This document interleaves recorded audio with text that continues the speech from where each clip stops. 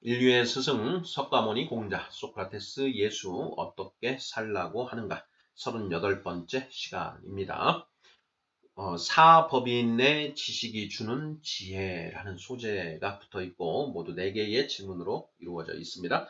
질문을 먼저 읽어보도록 하겠습니다. 바른 지식에서 바른 지혜가 나온다고 했습니다. 지식은 이 세상이 어떻게 만들어지고 운행되는지에 관하여 아는 것이고, 지혜는 그런 세상에서 어떻게 사는 것이 옳은지에 관하여 아는 것이라고 했습니다. 1번, 재행무상의 지식을 깨달은 사람의 지혜는 무엇인가요? 2번, 재범무아의 지식을 깨달은 사람의 지혜는 무엇인가요? 3번, 일체계고의 지식을 깨달은 사람의 지혜는 무엇인가요?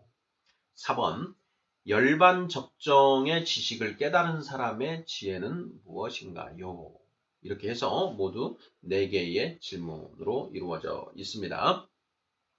석가모니의 가르침에 대해서 우리가 살펴보고 있습니다. 자, 오늘은 이제 그 석가모니의 가르침 중 그 사법인에 대해서 우리가 이전 시간에 살펴보았는데요. 그 사법인은 지난 시간에 우리가 본 것처럼 지식인가 지혜인가 지식이었다라는 것이죠. 자, 그런데 그 지식, 사법인의 그 진리, 4개의 불가의 핵심 진리가 주는 그 핵심 진리, 지식인 진리인데 그 지식이 주는 지혜가 무엇인가 라는 걸 우리가 알아야 된다라는 것입니다. 자, 문장들을 보면서 답을 찾아가 보도록 하겠습니다. 바른 지식에서 바른 지혜가 나온다고 했습니다. 이렇게 시작을 했습니다. 자, 이 문장은 맞는 말인가요? 틀린 말인가요? 바른 지식에서 바른 지혜가 나온다. 맞는 표현인가요? 틀린 표현인가요? 자, 맞다면 왜 맞는 것이고 틀리다면 왜 틀린 것인가? 라는 것까지 우리가 이제 말할 수 있어야 되는데요. 자, 바른 지식에서 바른 지혜가 나온다고 했습니다. 자, 그 뒤에 왜 그런지가 나와 있습니다. 지식은 이 세상이 어떻게 만들어지고 운행되는지에 관하여 아는 것이고, 지혜는 그런 세상에서 어떻게 사는 것이 옳은지에 관하여 아는 것이다. 맞습니까? 틀립니까? 자, 지식과 지혜가 무엇인지에 대해서 우리가 여러 번 논의를 했고, 그 논의 끝에 이제 최종적인 결론으로, 자, 지식은 우리가 태어나서 죽을 때까지 살아야 하는 이 세상이 어떤 곳인지에 관하여 아는 것이고, 지혜는 그 세상에서 어떻게 사는 것이 옳은 것인지에 관하여 아는 것이다. 예, 이 결론을 내렸었지요. 자, 이러한 결론에서 입각에서 본다면, 자, 이 세상이 어떻게 만들어지고 운행되는지에 관하여 정확하게 분석하고 그걸 정확하게 알아야 비로소 그런 세상에서 어떻게 사는 것이 옳은지를 알 수 있다라는 것입니다. 그래서 바른 지식에서 바른 지혜가 나온다라고 이제 우리가 추론할 수 있는 것이죠. 자, 반면에 잘못된 지식에서는 잘못된 지혜가 나올 수밖에 없습니다. 자, 잘못된 지식이라도 그 소가 뒷걸음치다가 쥐를 잡는 것처럼 그 소경이 문고리 잡는다 이런 식으로 잘못된 지식에서 꼭 잘못된 지혜만 나오겠습니까? 뭐 잘된 그 바른 지혜가 나올 수도 있는 거 아닙니까? 라고 이렇게 그 생각해 볼 수도 있겠지요. 자, 물론 그런 경우도 불가능하지는 않을 겁니다. 자, 하지만 잘못된 지식에서는 보편적으로 잘못된 지혜가 나올 수밖에 없다. 자, 이 세상이 어떻게 만들어졌고 어떻게 운행되는지를 잘못 진단하고 잘못 개념을 잡으면 당연히 우리의 인생에 대해서 오해를 하게 되고 그 인생을 잘못 살 수밖에 없게 된다라는 것이죠. 그래서 우리는 인생의 전문가인 최고 전문가인 인류의 스승 석가모니 공자 소크라테스 예수 이분들이 이 세상을 어떻게 분석을 했고 그리고 어떻게 사는 것이 맞다라고 하셨는지를 반드시 우리가 살펴봐야 된다. 라는 얘기를 한 것이죠. 자, 약은 약사에게, 그 진료는 의사에게 이런 표현이 있습니다. 왜 그런가? 전문가를 찾아간다라는 것이죠. 인생 문제의 최고 전문가는 인류의 스승 석가모니, 공자, 소크라테스, 예수 이분들을 능가하실 분이 없지 않습니까? 자, 그래서 자, 이분들의 가르침을 우리가 살펴보면서 과연 이들은 인류의 스승들은 우리에게 어떻게 살라고 하셨는가라는 것을 지금 이 칼럼을 통해서 살펴보는 것입니다. 자, 그러면 이제 오늘 살펴볼 것은 이제 그 석가모니 부처님의 가르침 중에 사법인에 대해서 우리가 살펴봤었습니다. 네 가지 핵심 진리, 이렇게 생각을 하면 되는데요. 무엇이었습니까?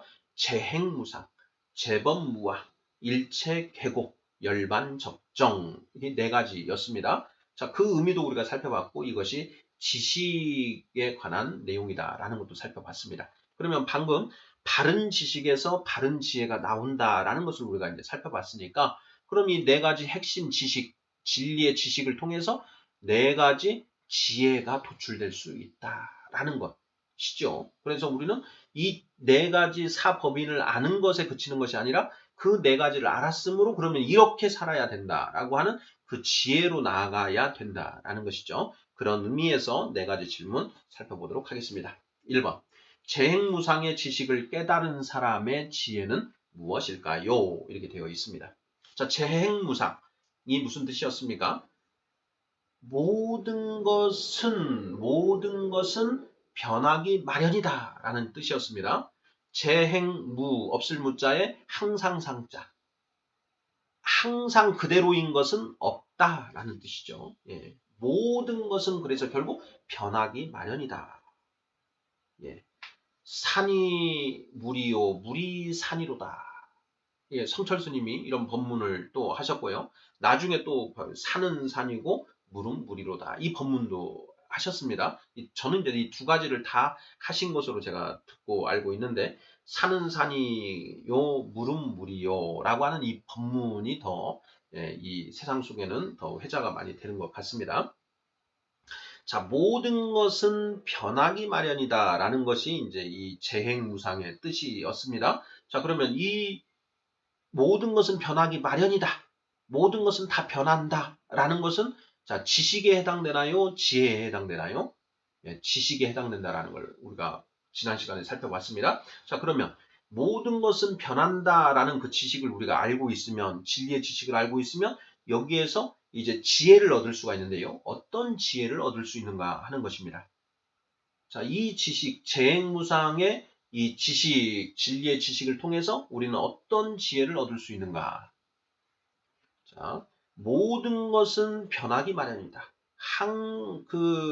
변하기 마련이기 때문에 변하는 것을 당연하게 받아들여야 한다라는 가르침이 나온다라는 것이죠.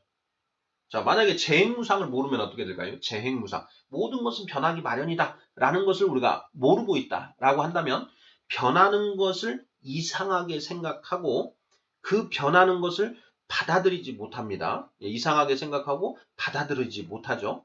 그래서 그 변한 것과 내가 괴리를 일으켜서 괴리를 일으키게 되고 그로 인해서 번뇌하게 된다라는 것이죠. 우리가 남녀가 이제 사랑을 해서 결혼을 하는데요. 그 사랑이 영원 불변할 것만 같던 그런 사랑이 결혼하고 얼마 지나지도 않았는데 이게 균열이 생기기 시작하지요. 그러면서 이제 살아가면서 찌그락빠그락 하면서 이렇게 살아갑니다. 자, 그런데 이것을 이상하다고 생각하면 어떻게 되느냐? 사람이 변했네. 저 사람은 이제 더 이상 나를 사랑하지 않나 봐. 그러면 나를 사랑하지 않는 저 사람하고 어떻게 함께 살지? 갈라서는 수밖에 없지 하고 이혼을 하게 된다라는 것이죠. 자, 그런데 재행무상 모든 것은 변하기 마련이다 라는 그 진리를 깨달은 사람은 어떻게 됩니까? 이렇게 사랑이 뜨거웠다가 사랑이 식고 그리고 그 사랑의 성격이 처음에는 정말 그 어떤 이성 간의 그런 사랑이었다가 그 사랑이 나중에는 이제 뭐 우리가 의리로 산다 이런 얘기도 하지 않습니까? 그것으로 변해간다. 변할 수 있다. 라는 것을 알고 있다라고 한다면 그 사람은 그 결혼 생활에 문제가 덜하다는 것입니다. 이 재행무상의 이치를 알면 모든 것은 당연히 변하게 되어 있다는 것을 당연하게 생각하게 되고, 그래서 그러한 이런 예를 들어서 결혼 생활을 예로 들어봤는데요. 그러한 걸 당연하게 받아들이고 수용하고 순응하게 된다라는 것입니다. 이걸 모르면 파탄이 일어나는 것이고요. 2번 보겠습니다. 재범무아의 지식을 깨달은 사람의 지혜는 무엇인가요? 재범무아. 재범무아는 무슨 뜻이었습니까? 자, 모든 것에는 그 고정불변하는 실체적인 아트만이 존재하지 않는다라는 그런 진리였지요. 플라톤의 이데아가 이제 궁극의 실체, 뭐 본질 이런 것인데, 모든 것, 이 세상에 존재하는 정신적인 것이나 물질적인 것, 그런 모든 것에 그런 고정불변하는 실체적인 그 아가 존재하지 않는다. 이것이 제법 무아의 이제 그 지식이다. 이렇게 했습니다. 자, 모든 것에 고정불변하는 실체적인 아가 존재하지 않는다. 이렇게. 자, 이것을 우리가 알게 되었습니다. 지식적으로 알게 되었죠. 지식이죠. 지식인데 이걸 알았습니다. 그럼 이 지식으로부터 어떤 지혜가 도출될 수 있는가 하는 그런 질문이 되겠습니다. 자, 모든 것에 고정불변하는 실체적인 그 아가 존재하지 않는다. 아트만이 존재하지 않는다. 그러면 우리는 어떤 지혜를 얻을 수가 있는가? 예. 제가 생각을 해봤는데요. 자, 어떤 것에 집착하거나 안주할 필요가 없다라는 것. 이것을 우리가 지혜로서 도출해낼 수가 있다라는 것입니다. 어떤 것에 고정불변하는 실체적인 그 아가 존재하지 않는다. 따라서 우리는 어떤 것에 집착하거나 안주해서는 안 된다라는 것을 깨닫게 된다라는 것이죠. 그 재행무상과 좀 이렇게 비슷한 면모가 좀 있는데 약간 결이 다릅니다. 그래서 그 다른 부분을 좀 이렇게 찾으셔야 되는데, 재행무상에서는 자, 변하는 것을 당연하게 받아들여야 된다라는 것. 이 부분에 포인트가 있는 것이고요. 이 재범무아에서는 뭐냐면 그 어떤 것에 집착하지 말라는 것입니다. 왜냐하면 그 안에 고정불변하는 어떤 그 실체적인 아가 없기 때문에 그 어떤 것에 집착하지 말라라는 것이죠. 우리가 고집멸도에서 그 사성제를 보면서 인생은 일체계고 근데 그 고의 원인이 무엇에서 오니? 바로 이 집에서 온다라고 했습니다. 집착하거나 그것을 갈구하는 것에서 그 번뇌가 오게 된다라고 했는데, 자, 모든 것에 고정불변하는 실체적인 아가 없다. 이 재범무아의 지식을 깨달은 사람은 결국은 그 어떤 것에 집착하거나 안주할 필요가 없다. 안주할 이유가 없다라는 걸 지혜로서 깨닫게 된다라는 것입니다. 반대로 생각해 보면 이제 우리가 좀 더 명확해집니다. 자, 재범무아의 지식, 진리의 지식을 모르고 있다. 모르는 사람은 어떻게 할까요? 자, 어떤 것에 집착을 하게 되는 것이죠. 이건 고정불변하는 뭔가가 있는 것이다. 사랑, 고정불변하는 것이다. 의리, 고정불변하는 것이다. 우정, 이런 것들을 고정불변한다라고 이렇게 생각을 하면 그것에 자꾸 집착을 하고 거기에 안주하게 되죠. 그런데 고정불변하는 것은 없다라고 했으니까 변하게 되는 것이죠. 그러면 변화된 것을 받아들이지 못하게 된다라는 것입니다. 그래서 이 재행무상 재범무아, 이게 완전히 동떨어진 것이 아니고 동전의 양면과도 같은 그런 관념으로 이해를 하시면 되겠습니다. 3번. 일체계고의 지식을 깨달은 사람의 지혜는 무엇인가요? 하는 질문입니다. 자, 일체계고는 우리의 삶, 태어나서부터 죽는 것까지, 그걸 포함해서 우리의 삶 자체는 일체계 모두 에거나이, 번뇌다. 우리의 삶 자체가 번뇌의 끊임없는 반복, 연속이다라는 것이 일체계고의 진리의 지식이었죠. 자, 그러면 인생은 번뇌로 가득 차 있는 것이다 라는 이 지식을 알고 있다면 자, 여기에서부터 어떤 지혜를 우리가 도출해서 가질 수 있는가 하는 그런 질문입니다. 이때 여기 일체계고에서 괴로울 고자를 썼는데 그건 에거나이의 번뇌라는 뜻이고 그 번뇌에는 희노, 애락, 애오, 욕 이 7가지 전부가 다 그 번뇌에 해당됩니다. 좋은 것도 번뇌에 해당된다. 나쁜 것뿐만 아니라 좋은 것도 번뇌에 해당된다. 라는 것을 우리가 이제 정확하게 알아야 되고요. 자, 인생은 번뇌로 가득 차 있다. 라는 것을 알면 자, 어떤 우리가 지혜를 가지게 되느냐. 자, 사람이 첫째 저는 이렇게 생각을 해봤습니다. 첫째, 사람이 번뇌하는 존재라는 것을 당연하게 받아들이게 된다라는 것입니다. 자, 일체계고를 몰랐을 때에는 인생은 항상 행복하고 뭔가 이 좋은 바람직한 그런 모습만으로 가득 차야 되는데 내 삶에 도대체 왜 이런 괴로움과 슬픔과 이런 것들이 일어나는가, 이런 일들이 일어나는가. 예. 자, 이런 것들을 이상하게 생각한다라는 것이죠.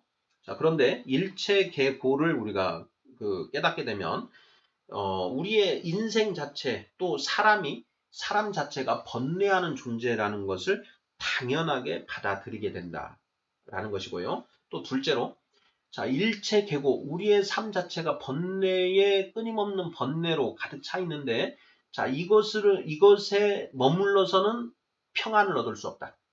그러니 이 번뇌로부터 벗어나야 된다. 벗어나는 방법을 찾아야 된다라고 하는 지혜가 도출된다라는 것입니다. 자, 반면에 일체계고라고 하는 이 진리의 지식을 이제 모르면 어떻게 되느냐? 삶이 괴롭죠. 예. 좋은 것도 잠깐이고, 예. 승진하고, 뭐, 큰 돈을 만지고 했는데 그 기쁨도 잠깐. 좋은 차를 샀는데 그 기쁨도 석 달을 채 안 가고, 예. 뭐 이런 그걸 우리가 끊임없이 경험하고 있지 않습니까? 그런데 이 일체계고를 모르면 삶이 괴롭습니다. 자, 그리고 삶이 괴로우면 그 삶에 회의를 품게 되지요. 자, 삶에 회의를 품은 사람은 자칫 잘못하면 인생 사는 것 자체를 포기할 수 있는 것이죠. 자살하는 그런 사람들이 생겨나는 것입니다. 왜? 인생에서 삶에서 어떤 의미를 찾아낼지를 못하기 때문이다라는 것이죠. 이게 일체계고를 모르면 그런 일이 생겨날 수 있습니다. 반면에 일체계고를 안다면 자, 삶이 그러한 번뇌의 연속이라는 것을 알기 때문에 자연스럽게 내한테 기쁨이 있다가 그것이 기쁨이 슬픔이 되고 그 즐거움이 괴로움이 되고 하는 것들을 얼마든지 이해할 수 있게 된다라는 것이죠. 그래서 인생을 이해하고 포용할 수 있는 그런 것이 넓어진다라는 걸 우리가 알 수 있습니다. 자, 일체계고의 지식을 깨달은 사람의 지혜는 무엇인가요? 사람이 번뇌하는 존재라는 것을 당연하게 받아들이고 번뇌로부터 벗어날 수 있는 방법을 찾게 된다. 찾아라. 예. 사람이 번뇌하는 존재라는 것을 당연하게 받아들여라. 자, 그리고 이 번뇌로부터 벗어날 수 있는 길을 찾아라 하는 그런 지혜가 주어진다. 네 번째입니다. 자, 열반 적정의 지식을 깨달은 사람의 지혜는 무엇인가요? 자, 열반 적정, 열반 니르바나였는데요. 자, 니르바나는 불이 있는데요. 촛불이 있는데 그걸 훅 불어서 끄는 것. 예. 이것을 불어서 끄는 걸 열반이라고 얘기를 하고요. 적정이라는 것은 고요할 적자에 청정할 깨끗할 정자를 씁니다. 그래서 이 열반이 있는데 이 열반, 불이 꺼진 그 상태는 고요하고 청정하다. 예. 열반 적정.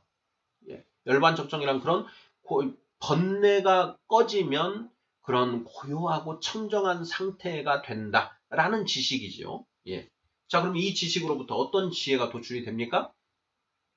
열반 적정의 그 상태, 열반지경, 그런 경지를 추구하고 그 열반의 경지를 달성해야 된다라는 삶 속에서 그런 지혜가 도출이 된다라는 것이죠. 반면에 열반적정 이런 지식이 없다 그러면 열반적정이 있는지도 모르고 그냥 인생은 일체계고니까 그냥 그 인생 속에서 희노애락 애오욕을 끊임없이 반복하면서 그냥 그렇게 죽고 끝나는 것 이런 삶을 살 수밖에 없다라는 것이죠. 그런데 열반적정이라는 이 진리의 지식을 알게 됨으로써 우리가 일체의 번뇌가 사라진 그런 고요하고 청정한 그런 상태를 추구할 수 있고 나아가서 달성할 수 있게 된다. 추구하고 달성하라 라는 지혜를 갖게 된다라는 것입니다. 자, 인류의 스승 석가모니 공자 소크라테스 예수 어떻게 살라고 하는가? 38번째 순서로 석가모니의 가르침 8번째 시간일 겁니다. 자, 사법인의 지식이 주는 지혜가 무엇인지에 관하여 살펴보았습니다. 바른 지식에서 바른 지혜가 나옵니다. 거짓 지식에서 거짓 지혜가 나온다는 것. 그래서 우리는 반드시 바른 지식을 찾아내야 됩니다. 근데 다행인 것은 우리 인생 전문가인 우리 인류의 스승들께서 이 세상의 바른 지식들을 이미 밝혀 놓았다라는 것입니다. 그래서 우리는 그냥 공부만 하면 된다라는 것까지 말씀드립니다. 감사합니다.